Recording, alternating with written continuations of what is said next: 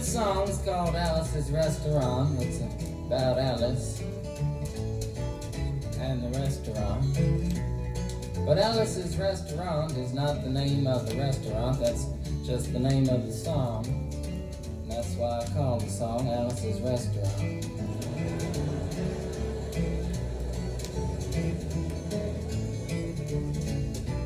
You can get anything you want at Alice's Restaurant. You can get anything you want at Alice's Restaurant. Walk right in, it's around the back, just a half a mile from the railroad track. And you can get anything you want at Alice's Restaurant. Now it all started 2 Thanksgivings ago. It was 2 years ago on Thanksgiving when my friend and I went up to visit Alice at the restaurant. But Alice doesn't live in the restaurant. She lives in the church nearby the restaurant in the bell tower with her husband Ray and Facha the dog. And living in the bell tower like that, they got a lot of room downstairs where the pews used to be. And having all that room, seeing as how they took out all the pews, they decided that they didn't have to take out their garbage for a long time. We got up there, we found all the garbage in there, and we decided it'd be a friendly gesture for us to take the garbage down to the city dump. So we took the half a ton of garbage, put it in the back of a red VW microbus, took shovels and rakes and implements of destruction, and headed on toward the city dump. Well, we got there, and there's a big sign and a chain across the dump saying closed on Thanksgiving, and we had never heard of a dump closed on Thanksgiving before, and with tears in our eyes, we drove off into the sunset looking for another place to put the garbage. We didn't find one, till we came to a side road, and off the side of the side road was another 15-foot cliff, and at the bottom of the cliff was another pile of garbage, and we decided that one big pile is better than 2 little piles, and rather than bring that one up, we decided to throw ours down. That's what we did. And drove back to the church, had a Thanksgiving dinner that couldn't be beat, went to sleep and didn't get up until the next morning when we got a phone call from Officer Obie. Said, "Kid, we found your name on an envelope at the bottom of a half a ton of garbage, and wanted to know if you had any information about it." And I said, "Yes, sir, Officer Obie, cannot tell a lie. I put that envelope under that garbage." After speaking to Obie for about 45 minutes on the telephone, we finally arrived at the truth of the matter and said that we had to go down and pick up the garbage, and also had to go down and speak to him at the police officer station. So we got in the red VW microbus with the shovels and rakes and implements of destruction, headed on toward the police officer station. Now, friends, there was only 1 or 2 things that Obie could have done at the police station, and the first was that he could have given us a medal for being so brave and honest on the telephone, which wasn't very likely, and we didn't expect it. And another thing was that he could have bawled us out and told us never to be seen driving garbage around the vicinity again, which is what we expected. But when we got to the police officer station, there was a third possibility that we hadn't even counted upon, and we was both immediately arrested, handcuffed. And I said, "Obie, I don't think I can pick up the garbage with these handcuffs on." He said, "Shut up, kid. Get in the back of the patrol car," and that's what we did. We sat in the back of the patrol car and drove to the, quote, scene of the crime, unquote. I want to tell you about the town of Stockbridge, Massachusetts, where this happened here. They got 3 stop signs, 2 police officers and 1 police car, but when we got to the scene of the crime, there was 5 police officers and 3 police cars, being the biggest crime of the last 50 years, and everybody wanted to get in a newspaper story about it. And they was using up all kinds of cop equipment that they had hanging around the police officer station. They was taking plastic tire track footprints, dog smell prints, and it took 27 8x10 colored glossy photographs with circles and arrows and a paragraph on the back of each one explaining what each one was to be used as evidence against us. Took pictures of the approach, the getaway, the northwest corner and southwest corner, and that's not to mention the aerial photography. After the ordeal, we went back to the jail. Obie said he was going to put us in the cell. Said, kid, I'm going to put you in the cell. I want your wallet and your belt. And I said, Obie, I can understand you want my wallet so I don't have any money to spend in the cell, but what do you want my belt for? And it said, kid, we don't want any hangings. I said, Obie, did you think I was going to hang myself for littering? Obie said he was making sure, and friends Obie was, because he took out the toilet seat so I couldn't hit myself over the head and drown. And he took out the toilet paper so I couldn't bend the bars, roll the toilet paper out the window, slide down the roll, and have an escape. Obie was making sure, and it was about 4 or 5 hours later that Alice, remember Alice? It's a song about Alice. Alice came by with a few nasty words to Obie on the side, bailed us out of jail. We went back to the church, had another Thanksgiving dinner that couldn't be beat, and didn't get up until the next morning when we all had to go to court. We walked in, sat down. Obie came in with a 27 8x10 colored glossy pictures with the circles and arrows and a paragraph on the back each one. Sat down.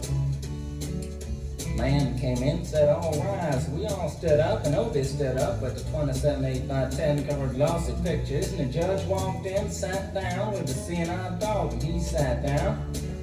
We sat down. Obie looked at the seeing eye dog. Then the 27 8x10 colored glossy pictures with the circles and arrows and a paragraph on the back of each one, and looked at the seeing eye dog. And then the 27 8x10 colored glossy pictures with the circles and arrows and a paragraph on the back of each one, and began to cry, because Obie came to the realization that it was a typical case of American blind justice, and there wasn't nothing he could do about it. And the judge wasn't going to look at the 27 8x10 colored glossy pictures with the circles and arrows and a paragraph on the back of each one, explaining what each one was to be used as evidence against us. And we was fined $50 and had to pick up the garbage in the snow, but that's not what I came to tell you about. Came to talk about the draft. We got a building down New York City, it's called Whitehall Street, where you walk in and you get injected, inspected, detected, infected, neglected, and selected. I went down to get my physical examination one day, and I walked in, I sat down, got good and drunk the night before, so I looked and felt my best when I went in that morning. Because I wanted to look like the all-American kid from New York City. Man, I wanted to feel like I wanted to be the all-American kid from New York, and I walked in, sat down, I was hung down, brung down, hung up, and all kinds of mean, nasty, ugly things. And I walked in, I sat down, and gave me a piece of paper, said, kid, see the psychiatrist, room 604. And I went up there, I said, shrink, I want to kill. You know, I want to kill. I want to see blood and gore and guts and veins in my teeth. Eat dead, burnt bodies. I mean, kill. And I started jumping up and down, yelling, kill. And they started jumping up and down with me, and we was both jumping up and down, yelling, kill. And the sergeant came over, pinned the medal on me, set me down the hall, said, you're our boy. And you feel too good about it. Proceeded on down the hall, getting more injections, inspections, detections, neglections, and all kinds of stuff that they was doing to me at the thing there. And I was there for 2 hours, 3 hours, 4 hours. I was there for a long time, going through all kinds of mean, nasty, ugly things, and I was just having a tough time there. And they was inspecting, injecting every single part of me, and they wasn't leaving no part untouched. Proceeded through, and when I finally came to see the very last man, I walked in, sat down after a whole big thing there, and I walked up and said, what do you want? He said, kid, we only got one question. Have you ever been arrested? And I proceeded to tell him the story of Alice's restaurant, Massacree, with little orchestration and 5-part harmony and stuff like that, and then all the phenomena stopped me right there and said, kid, did you ever go to court? I proceeded to tell him the story of the 27 east by town colored glossy pictures with the circles and arrows and a paragraph on the back of each one that stopped me right there and said, "Kid, I want you to go over and sit down on that bench that says Group W. Now, kid."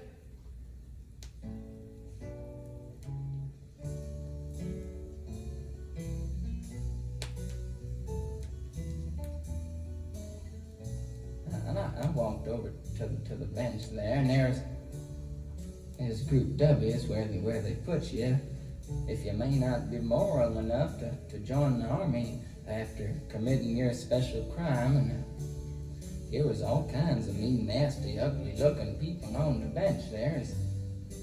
Mother rapers, father stabbers, father rapers sitting right there on the bench next to me, and it was mean and nasty and ugly and horrible and crime-fighting guys are sitting there on the bench. And the meanest, ugliest, nastiest one, the meanest father raper of them all, was coming over to me, and he was mean and ugly and nasty and horrible and all kinds of things. And he sat down next to me and said, "Kid, what'd you get?" I said, "I didn't get nothing. I had to pay $50 and pick up the garbage." I said, "What were you arrested for, kid?" And I said, "Littering." And they all moved away from me on the bench there, and Gary Osborne, all kinds of mean, nasty things, till I said, "And creating a nuisance," and they all came back, shook my hand, and we had a great time on the bench talking about crime, mother stabbing, father rape, and all kinds of groovy things that we was talking about on the bench. And everything was fine. We were smoking cigarettes and all kinds of things until the sergeant came over,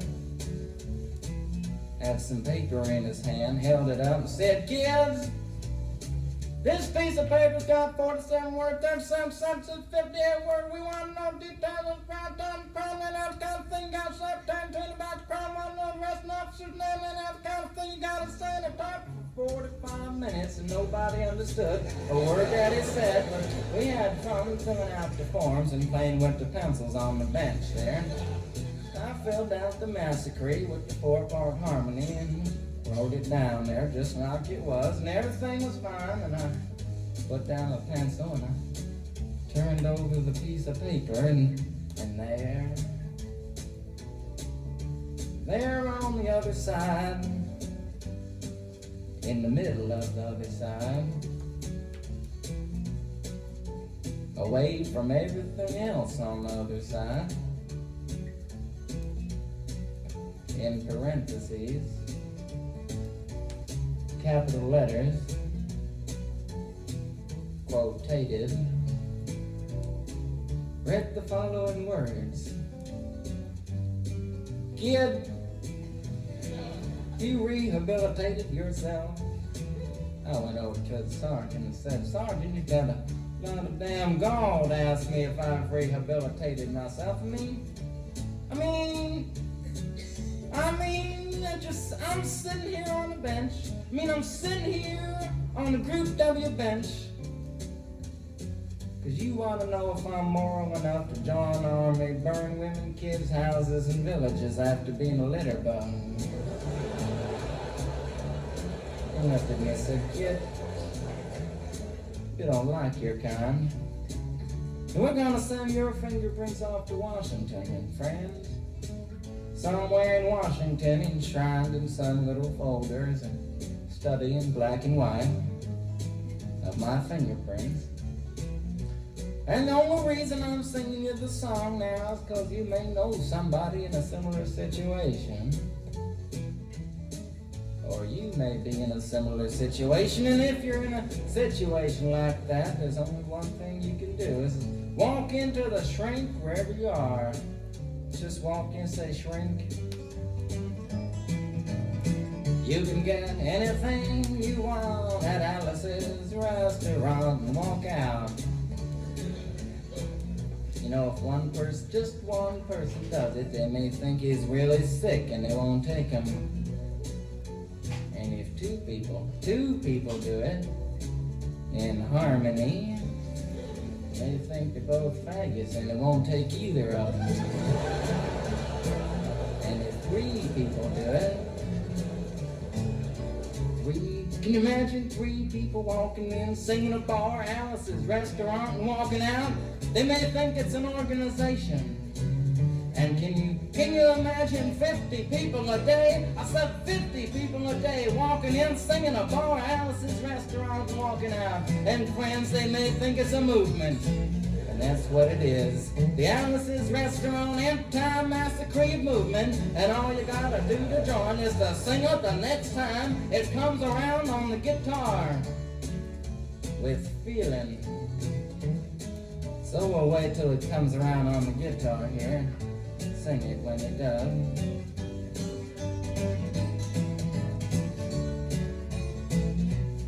Here it comes. You can get anything you want at Alice's Restaurant. You can get anything you want at Alice's Restaurant. Walk right in, it's around the back, just a half a mile from the railroad track. And you can get anything you want at Alice's Restaurant. That was horrible. If you want to end war and stuff, you gotta sing loud. You could put it loud. I've been singing the song now for 25 minutes. I could sing it for another 25 minutes. I'm not proud or tired. So we'll wait till it comes around again, and this time with 4-part harmony and feeling. We're just waiting for it to come around is what we're doing.